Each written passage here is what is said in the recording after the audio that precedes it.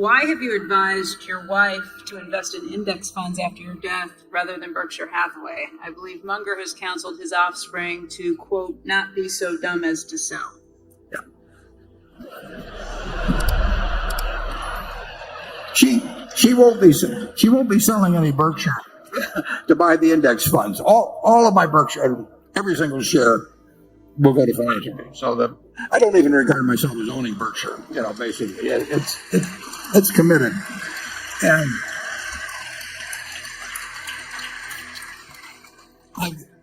so far, about 40% has already been distributed.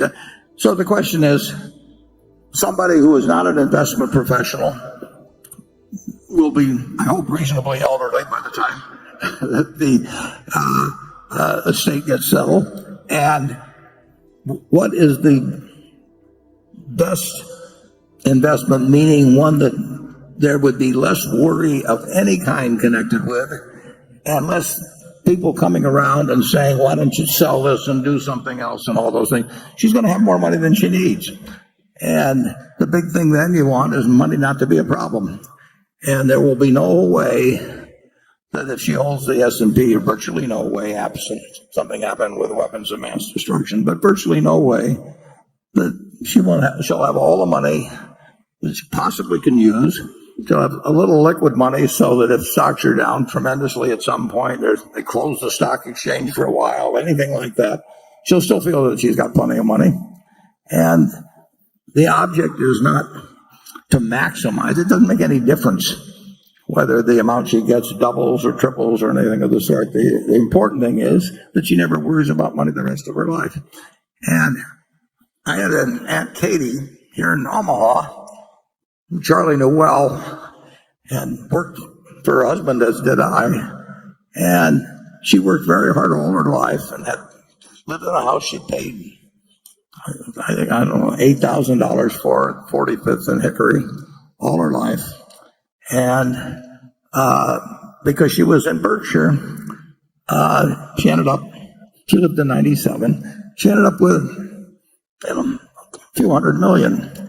And she would write me a letter every 4 or 5 months, and she said, "Dear Warren, I hate to bother you, but am I going to run out of money?" And and I would write her back, and I'd say, "Dear Katie, it's a good question, because if you live 986 years, you're going to run out of money." And then about 4 or 5 months later, she'd write me the same letter again. And I have seen there's no way in the world, if you've got plenty of money, that it should become a minus in your life. And there will be people, if you've got a lot of money, that come around with various suggestions for you, sometimes well-meaning, sometimes not so well-meaning. So if you've got something that's certain to deliver, it was all in Berkshire, they'd say, well, if Warren was alive today, he would be telling you to do this. I just don't want anybody to go through that.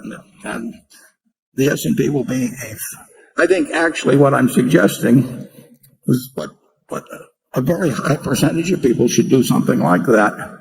And I don't think they will have I think there's a chance they won't have as much peace of mind if they own one stock and they've got neighbors and friends and relatives that are trying to do some, like I say, sometimes well-intentioned, sometimes otherwise, to do something else. And so I think it's a policy that will get a good result and is likely to stick.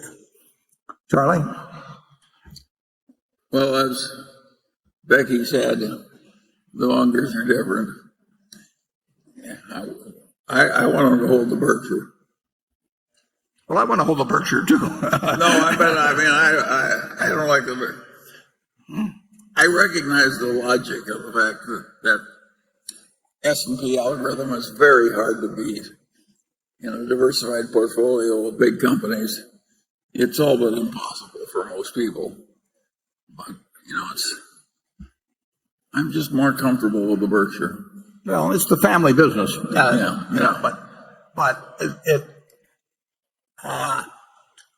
I've seen too many people as they get older, particularly being susceptible and just having to listen to the arguments of people coming Well, if you're going to protect your heirs from the stupidity of others, you may have some good system, but I'm not much interested in that subject.